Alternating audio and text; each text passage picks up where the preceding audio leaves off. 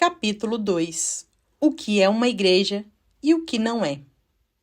Na introdução, perguntei o que você procura em uma igreja e o que a Bíblia diz a respeito de como deve ser uma igreja. Mas não respondi essas perguntas. E os cristãos de hoje estão buscando todo tipo de coisas em uma igreja. Lembro-me de uma conversa que tive durante meus anos de estudo na faculdade. Conversei com um amigo que trabalhava em um ministério cristão que não era ligado a qualquer igreja. Ele e eu frequentamos a mesma igreja durante anos. No entanto, tornei-me membro da igreja, mas o meu amigo não. De fato, ele ia somente aos cultos matinais de domingo e entrava quieto na metade do culto, em tempo para ouvir o sermão. Um dia, resolvi questioná-lo a respeito de sua frequência parcial. Ele respondeu: "Não obtenho nada do restante do culto." Perguntei-lhe: "Você já pensou em unir-se à igreja?" Ele pareceu verdadeiramente surpreso com a pergunta e respondeu: "Unir-me a uma igreja? Sinceramente, não sei o porquê eu faria isso. Sei o porquê estou aqui, e aquelas pessoas me tornariam menos ativo." Até onde percebi, ele não falou essas palavras com desdém, e sim com um zelo autêntico de um evangelista talentoso que não desejava desperdiçar uma hora do tempo do Senhor. Expressou alguns de seus pensamentos sobre o que procurava em uma igreja e, levando tudo em conta, não se envolveria com outros membros da igreja, pelo menos não daquela igreja. Ele queria um lugar que poderia ouvir uma boa pregação da palavra de Deus e obter seus estímulos espirituais para a semana. No entanto, suas palavras repercutiram em minha mente. Aquelas pessoas me tornariam menos ativos. Havia muitas coisas que eu gostaria de ter dito, mas tudo o que lhe respondi foi: "Você nunca pensou que, unindo-se àquelas pessoas, sim, elas poderiam torná-lo menos ativo, mas que você poderia ajudá-las a serem mais dinâmicas? Você nunca considerou que isso pode ser parte do plano de Deus para você e para elas?" Eu também queria uma igreja que poderia ouvir boas pregações a cada domingo. Todavia, a palavra corpo de Cristo significa mais do que isso, não significa? Conforme mencionei no capítulo 1, a igreja não é um lugar, não é um prédio, não é um ponto de pregação, não é um provedor de serviços espirituais, é um povo. É o povo da nova aliança, comprado por sangue, o povo de Deus. Essa foi a razão por que Paulo disse: "Cristo amou a igreja e a si mesmo entregou por ela." Efésios capítulo 5, versículo 25. Ele não se entregou por um lugar, e sim por um povo. Esta é a razão por que a igreja em que ministro começa suas reuniões matinais de domingo dizendo: "Sejam bem-vindos a esta reunião da Igreja Batista Capitol Hill." E não: "Sejam bem-vindos à Igreja Capitol Hill." Somos um povo que se reúne.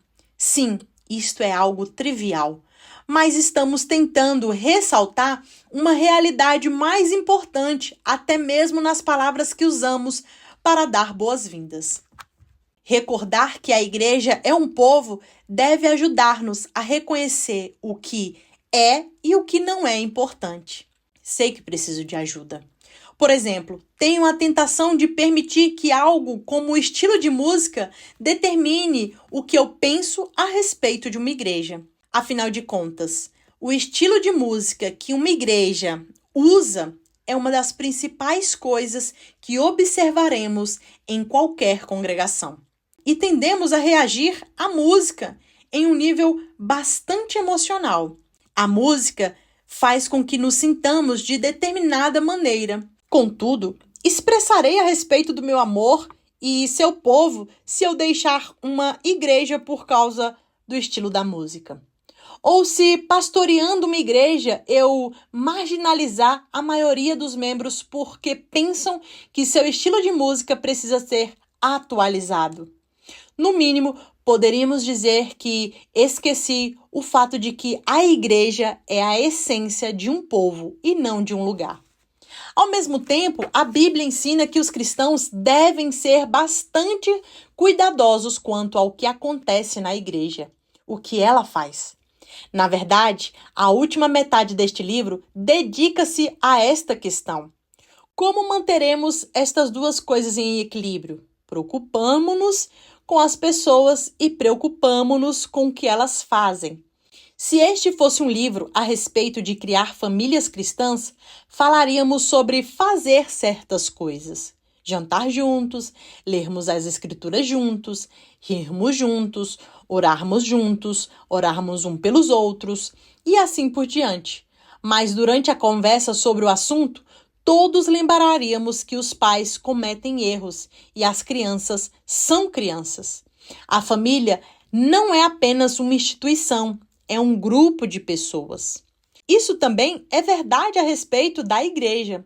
A sua igreja falha em atender suas expectativas em termos do que ela faz, bem como seguir ou não o que a Bíblia diz sobre a liderança eclesiástica, um assunto que abordaremos adiante. Se isso está acontecendo, lembre-se de que ela é um grupo de pessoas e que está crescendo na graça. Ame essas pessoas, sirva-as, tenha consciência para com elas.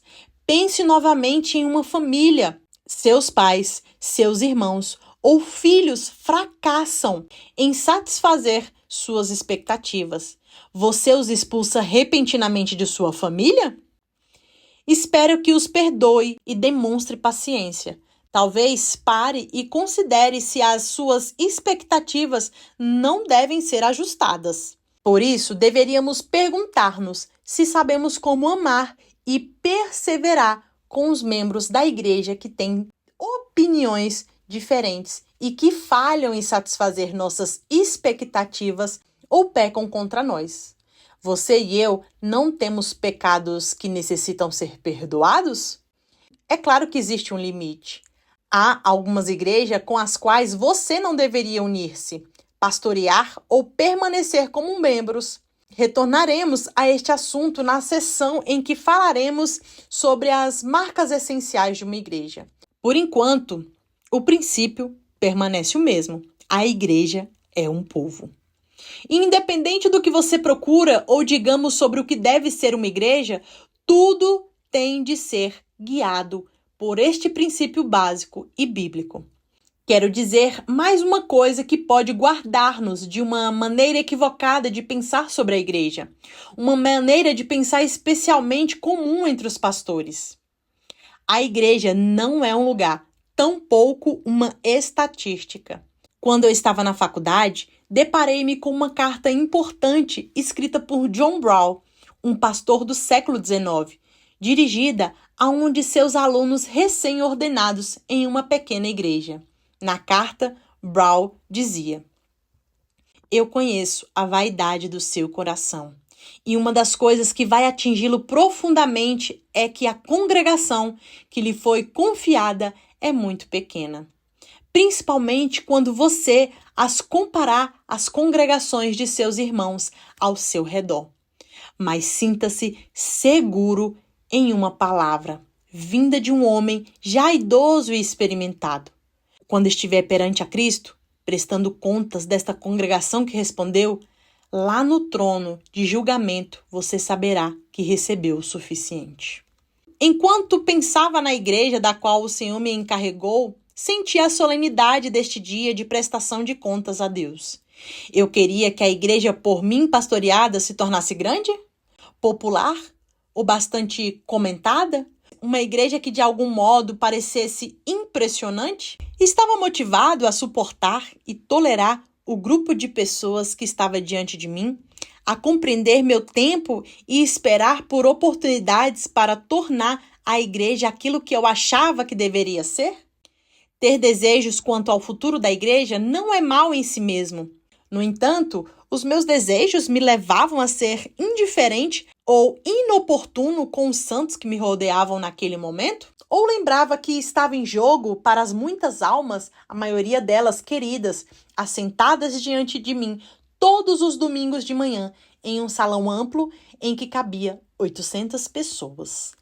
Eu as amava e as servia, apesar de suas comissões não bíblicas, suas tradições antiquadas e suas escolhas de músicas que não eram as minhas favoritas, frustrarem as minhas esperanças e que eu considerava legítimas para a igreja? Sei que não são apenas os pastores que caem na atitude de tolerar as pessoas que os cercam, comprometendo seu tempo até que a igreja se torne o que imaginavam, o que ela deveria ser. A igreja é um povo e não um lugar, nem uma estatística. É um corpo unido a Cristo, que é a cabeça, uma família unida por adoção por meio de Cristo. Rogo a Deus que nós, pastores, reconheçamos cada vez mais a nossa responsabilidade solene sobre o rebanho específico sobre os quais Deus nos tornou co-pastores. Também peço a Deus que você, cristão, experiente ou novo na fé, reconheça cada vez mais seu dever de amar, servir, encorajar e ser responsável pelo resto da família da sua igreja. No que diz respeito aos seus irmãos naturais, creio que você já conheceu onde Caim errou quando disse sarcasticamente ao Senhor: "Acaso sou eu tutor do meu irmão?" Contudo, espero muito mais que você reconheça, se ainda não a reconheceu, sua mais elevada responsabilidade para com os irmãos e os irmãos da família de sua igreja. Muita gente estava sentada ao redor dele e lhe disseram: "Olha, a tua mãe e teus irmãos estão lá fora, à tua procura." Então ele lhes respondeu, dizendo: "Quem é a minha mãe e meus irmãos?" E, correndo o olhar pelos que estavam assentados ao redor, disse: "Eis minha mãe e meus irmãos.